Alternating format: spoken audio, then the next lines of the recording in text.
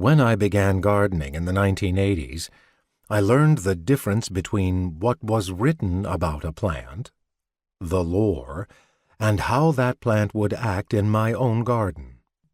The practice. Zucchinis might overrun other people's gardens. I was lucky if I got 3 or 4. Mandrakes might drop dead at the slightest bit of unhappiness in other gardens, but in mine they were tough and robust. It wasn't that the lore of plants was useless, but rather that it sometimes clashed with my own experience in the garden. Lore and practice didn't seem to match up. When I became interested in herbal magic, I thought, what better way to work with an herb magically than by actually growing it in the garden and harvesting it for magical use myself?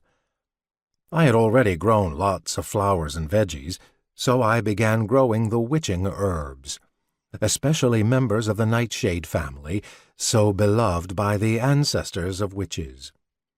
By doing this, I not only got to know these herbs more deeply, but I also learned how they grow and act for me in my practice, in my situation. But the gulf between lore and practice turned up again. What I'd read or heard about the magical properties of herbs was often different from what I learned by growing them. Since I sometimes could not make lore and practice fit together very well, I thought I must be doing something wrong. I heard about people working with plant spirits or gushing about devas, but I did not perceive any such things in my own garden. Datura, belladonna, and henbane grew fat and happy in my plots, but I didn't see any witchy tinkerbells or hear the voices of any wise plant guides. When I went out into my garden, what I felt was its life. It brought me joy. Yet I kept feeling that I was missing the magical knowledge part. I didn't realize then that I had already started to learn directly about the spirits of these plants simply by growing them attentively.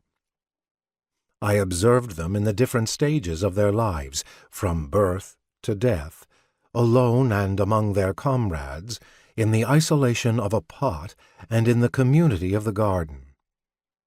Since I kept running into the problem of my practical knowledge of plants growing in my garden being quite different from what the lore had to teach about them, I decided to take an idea I'd learned from alchemy and apply it to the witching herbs.